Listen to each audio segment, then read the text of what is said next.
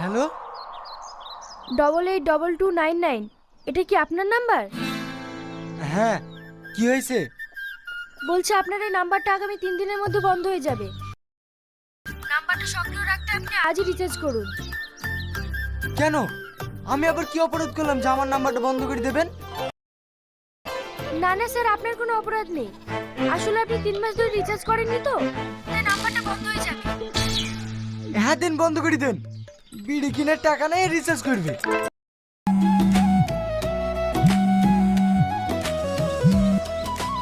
Hello sir, কালকে আপনাকে phone করেছিলাম রিচার্জের জন্য।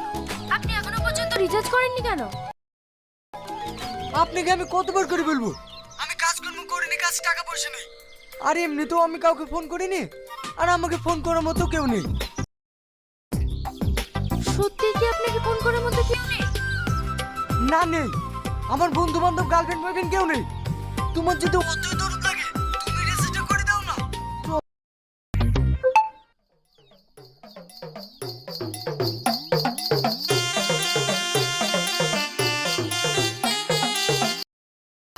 আপনার বাবা খেটে খাওয়াচ্ছে বলে আপনার কিছু মনে হচ্ছে না। আপনি যদি আমার জায়গায় থাকতেন তাহলে বুঝতে পারতেন। আপনার জায়গায় থাকলে তো আমি রিল্যাক্স করে বেড়াতাম। আপনি তো কোটিপতি। আপনি ভুল ভাবছেন। আমি একটা গরিব ঘরের মেয়ে। মাটা অনেকদিন আগেই মারা গেছে। বাড়িতে বাবা অসুস্থ। সংসারের সমস্ত দায়িত্বই আমার কাঁধে। সারা মাস কাজ করি, মাত্র 8,000 টাকা মাইনে পাই। তার মধ্যে 5,000 টাকায় বাবার ওষুধ কিনতে চলে যায়।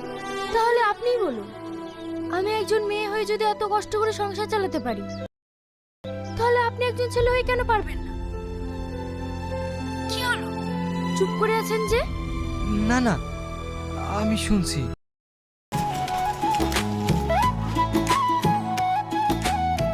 ক টাকা হলো?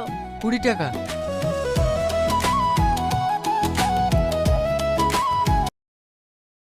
তুই নাকি একবার ফোন করি। হ্যালো, আমি রাহুল বলছি। আমি আপনাকে কিভাবে সাহায্য করতে পারি? বলছিলাম, ওখানে তুহিনা নামে একটা মেয়ে কাজ করে, ওকে ফোনটা দেন না। দেখুন স্যার, এটা একটা প্রফেশনাল লাইন। এখানে আপনি কারোর সঙ্গে পার্সোনালভাবে কথা বলতে পারেন না। আপনার কোনো দরকার থাকলে বলুন, আমি হেল্প করছি। হ্যালো। আমি তুহিনা বলছি।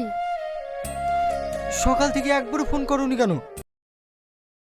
আমি তোমার ফোনের অপেক্ষায় ছিলাম। অপেক্ষায় ছিলে কেন? কেন তুমি জানো না নাকি তোমার সঙ্গে কথা না বললে আমার একটু ভালো লাগে না? ভালো লাগে না কেন? তোমাকে ভালোবাসি তাই। কি? ওসব কথা বাদ দাও।